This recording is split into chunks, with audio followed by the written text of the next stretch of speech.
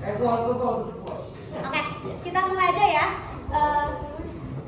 Assalamualaikum warahmatullahi wabarakatuh.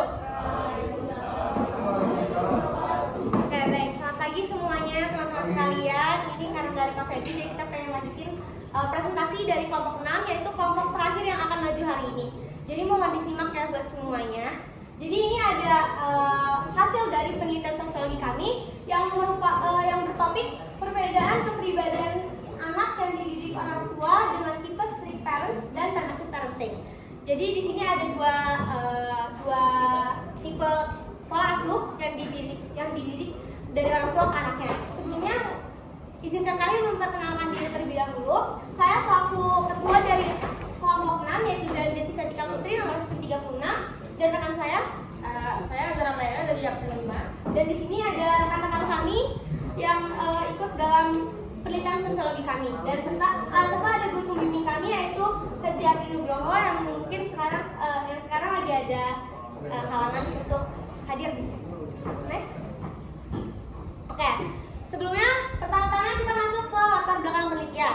Nah, latar belakang penelitian kami yaitu pada hakikatnya keluarga merupakan wadah terpenting dalam pembentukan setiap kepribadian anak kan.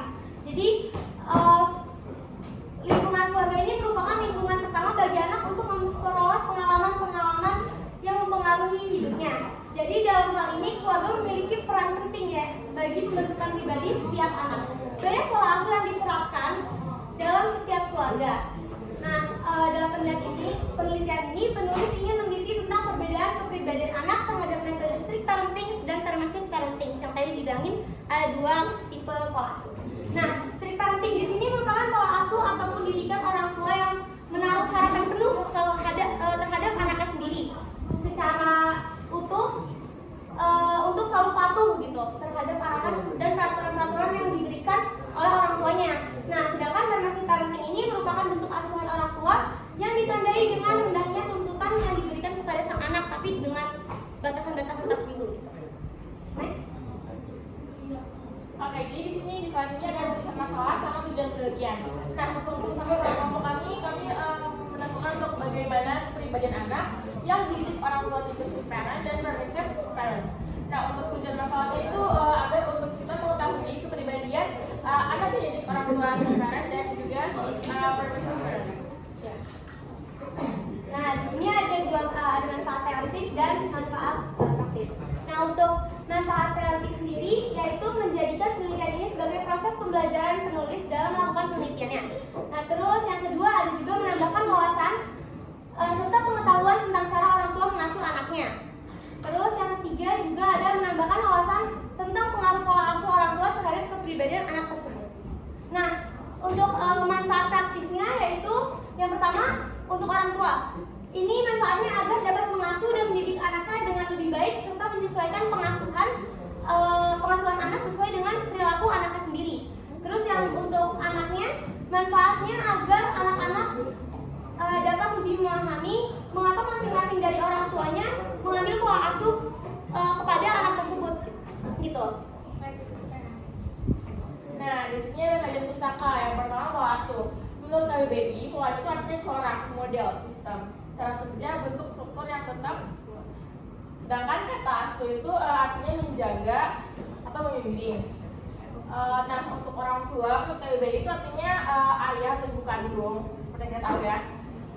Terus juga untuk permisif, menurut KBBI artinya lebih terbuka, itu kayak nggak terlalu mengekang gitu. Nah, untuk strict menurut KBBI itu ketat dan sifatnya itu mengekang gitu. Nah, untuk kepribadian itu artinya sifat yang tercermin dari sikap seorang gitu. Jadi kayak kepribadian seorang sifat gitu. Oke, di sini masuk ke bagian metode penelitian. Di sini ada banyak nih poinnya. Yang pertama itu objek penelitian. Nah, objek penelitiannya itu ya adalah perbedaan kepribadian dari anak yang pola asuhnya strict parenting dan permissive parenting. Jadi di sini objek kajian kita adalah kepribadian anaknya itu sendiri. Terus selanjutnya ada waktu penelitian. Ini dikerjakan dalam waktu 4 bulan yang dimulai pada awal bulan Februari 2023 lalu di minggu kedua sampai dengan akhir bulan Mei ini. Nah, terus dipresentasikan pada akhir bulan Mei ini dan sampai bulan Juni nanti. Jadi dari awal kita mulai buat proposal dan sebagainya sampai akhir nanti itu kita buat output penelitiannya terakhirnya di bulan Juni. Selanjutnya pengolahan data. Pengolahan data ini tahap pertama adalah reduksi data. Nah, di mana tahap ini difokuskan pada proses pemilihan, penyederhanaan, abstraksi dan transformasi data mentah yang dihasilkan dari proses pengumpulan data yang nantinya data akan disesuaikan dengan kebutuhan dan fokus penelitian. Singkatnya, ini lebih datanya disederhanain lah gitu. Terus, jadi pada tahap ini kita memisahkan data yang penting dan tidak penting sehingga lebih terfokus pada tujuan penelitian utamanya. Terus, teknik pengumpulan datanya, penelitian data dengan pendekatan kualitatif. Pastinya karena kita juga pakainya wawancara langsung. Kita nggak pakai angket, nggak pakai Google Form dan lain-lain, kita pakai wawancara langsung. Dan kebetulan dan memang kita sudah mewawancarai 16 narasumber yang itu udah input sama orang tua juga. Nah, ini penelitian dengan pendekatan kualitatif yang menjelaskan bentuk pola asuh secara mendalam dan menyeluruh dengan jenis studi kasus. Sumber data penelitian berasal dari pencatatan wawancara di setiap kelas. Dan wawancara dilakukan secara mendalam dan objektif serta bersifat detail untuk mengungkapkan fakta-fakta yang ada pada pola asuh tersebut. Nah, terus untuk subjek penelitiannya yaitu siswa-siswi kelas 10 di SMAN 39 Jakarta karena memang lingkupnya kita pengen ngambil siswa-siswi di kelas 10 ini nih. Nah, terus dan pastinya sama orang tuanya karena kan ini berkaitan dengan kepribadian anak ya. Jadi kita juga perlu dua point of view lah, ibaratnya dua sudut pandang dari anak dan dari orang tuanya juga. Jadi ada anak dan orang tua. Tempat penelitiannya itu yang untuk siswa itu di lingkungan sekolah dan untuk orang tuanya itu kita menyesuaikan karena kita fleksibel kan. Di sini permisif yang kita dari hasil kita pun permisif itu orang tuanya pada kerja kan. Jadi nggak mungkin juga kalau kita harus di sekolah ngikutin siswa di sekolah kan. Akhirnya dengan cara lain kita ada juga Zoom meeting dan lain-lain.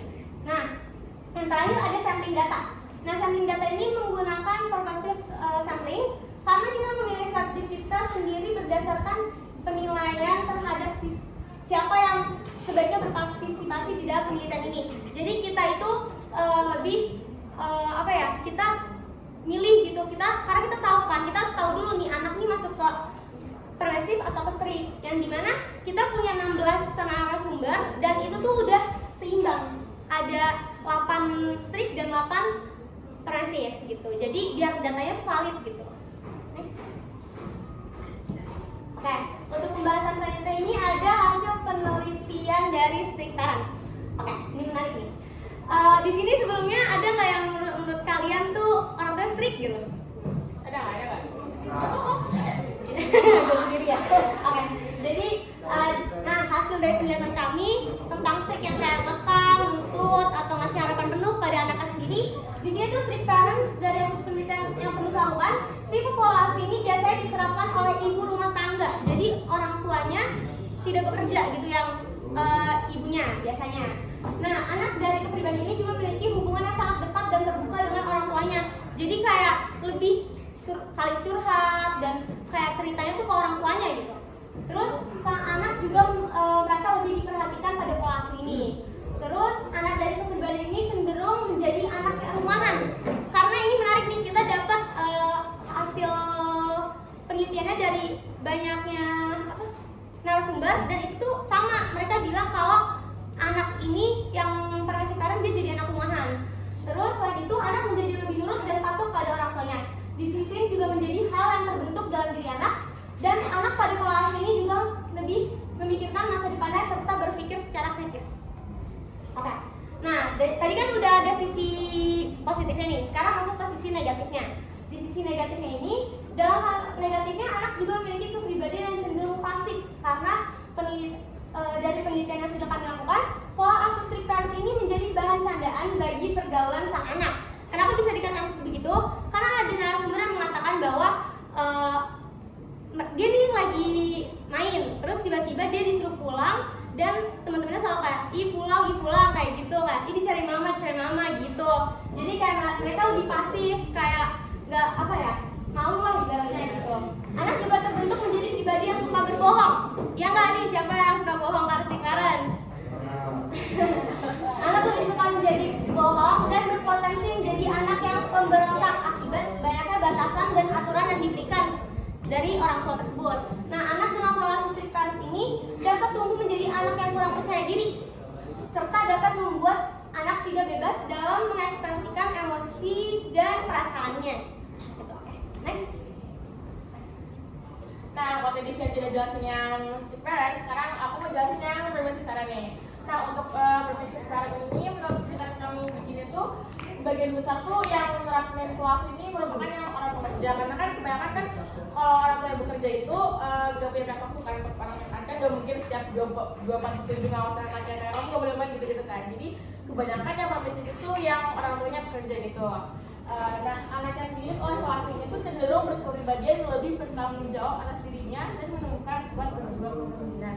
Karena kan kebanyakan anak yang permissive itu kayak diberikan kebebasan kan sama orang tuanya. Jadi dia kayak lebih bertanggung jawab sama dirinya sendiri karena dia yang dia yang ambil tanggung jawab untuk dirinya sendiri.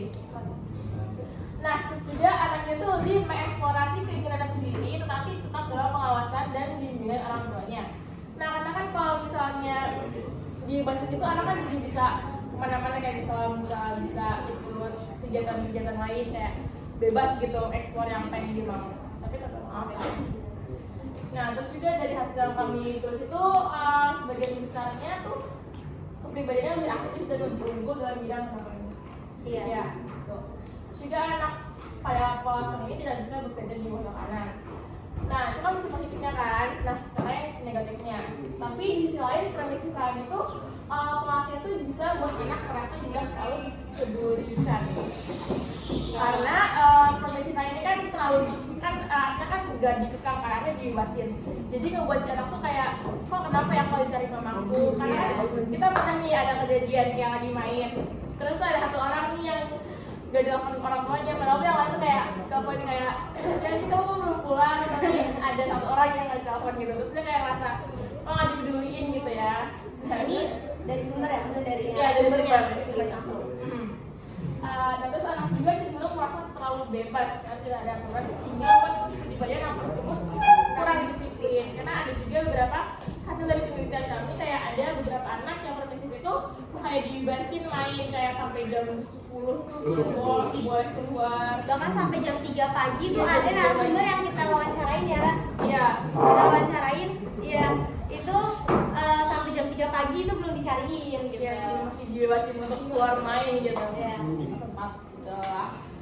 Nah, selain itu anak juga berpotensi menjadi lebih overthinking dan tidak terlalu terbuka dengan temannya. Overthinking itu karena di sini overthinking ini ada narasumber yang mengatakan bahwa overthinking di sini karena dia kan punya banyak temen nih, sangat mengeksplor dunia gitu, bisa yang mengeksplor lingkungannya.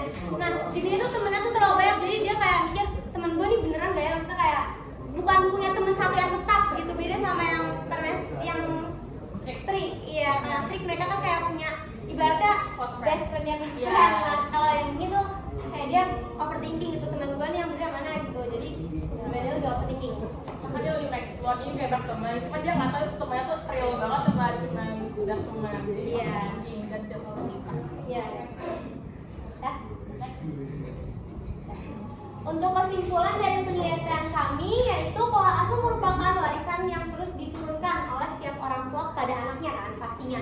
Karena dari nenek ke orang tua terus ke anaknya itu pasti biasanya pola asuhnya sama gitu. Nah terus tapi disempurnakan sesuai perkembangan zamannya. Nah setiap orang tua pasti memikirkan cara sendiri dalam mengasuh anak sesuai situasi dan kondisi. Nah, kedua tipe kepribadian anak tersebut tentunya memiliki perbedaan yang signifikan dan berbanding terbalik satu sama lain. Masing-masing dari kedua tipe tersebut memiliki sisi negatif dan positifnya kayak tadi kan. Nah, terus perbedaan yang terlihat jelas yaitu di sini di sisi strict anak menjadi lebih pasif dan di sisi permisif anak cenderung menjadi lebih aktif. Nah, untuk sarannya sendiri untuk kedepannya yaitu bagi orang tuanya harusnya orang tua lebih memahami perilaku anaknya masing-masing agar mendapat pola asuh yang sesuai. Karena kan kita sesuai anaknya kan, kepribadian anak gimana. Nah, selain itu anak juga harus lebih mengerti keadaan orang tua mengapa menerapkan pola asuh tersebut. Karena pasti semua orang tua kan ngasih pola asuh tuh ada alasannya kan, kayak karena tadi bekerja lah dan lain-lain sebagainya. Nah, ini ada rekomendasi nih. Jadi kebanyakan kita katanya lebih gomit ya, karena kan lebih fleksibel dan juga menghemat waktu nih. Nah, ini pertama ada sama Sofwa sama orang tuanya, sini sama Dava tuh. Dan Aziz, Dia sama ibunya Zura, ini pakai akun anaknya tapi sama mamanya. iya. Terus ada sama Rangkai sama orang tuanya, lalu ini ada sama Oida. Di sini ada Dila 1010, dan Naura sama Aska. Kalau Di Aska. sini yang Google Meet ini dia sama orang tuanya juga. Jadi kayak udah kita panggilin 16-nya karena double gitu sama orang tuanya langsung. Siap. Nah, jadi sekian presentasi dari hasil penelitian sosiologi kami. Kami berkenan untuk menerima kritik, saran, dan pertanyaan. Saya Raisa Nalawinda dari episode 18. Di sini mau tanya, kira-kira kalau pas wawancara sendiri kalian ada kesulitan sendiri nggak sih? Kayak misalkan sama orang tuanya komunikasinya gimana? Kayak apakah agak ada yang kadang suka miss dari pertanyaannya atau gimana? Terus ini kan digabung ya sebenarnya ya. Jadi kalian tuh sistemnya gimana? Apakah langsung gitu atau nanti dibagi sesi atau gimana? Oke, jadi makasih Bian, Kaisa untuk pertanyaannya. Kita pengen jelasin nih, untuk wawancara kita itu kan bareng sama orang tuanya, tapi untuk anaknya itu sendiri. Jadi kita bilang kayak, kamu dulu ya yang wawancara sendiri di kamar gimana? Karena ada satu narasumber yang itu digabung sama orang tuanya, dia nggak bisa mengekspresikan jawabannya kan dia takut kan? Karena dia takut sama orang tuanya gitu ibaratnya. Pasti gitu kan kalau ada wawancara. Jadi kita ngebagi kayak kamu dulu ya wawancara, ntar baru kalau mau sama orang pas orang tua diwawancarain kita ikut aja nggak apa gitu. Jadi kita tahu pokok anak yang beneran sama benefit orang tua yang beneran gitu. Terus juga apa lagi tadi? Kesulitan juga. Ada beberapa narasumber yang kayak orang tuanya tuh kayak pasti gitu. Jadi kita harus kayak ngubuk lebih dalam, kayak narik biar orang tuanya ini ngasih jawaban yang biar orang tuanya ini ngasih jawaban sesuai yang kita tuju. Kan kita kan ada list pertanyaan kan. Ada juga di setiap pertanyaan itu kita ada target jawaban apa yang harus kita dapat gitu. Input kalau jawaban apa yang harus kita dapat dari pertanyaan itu.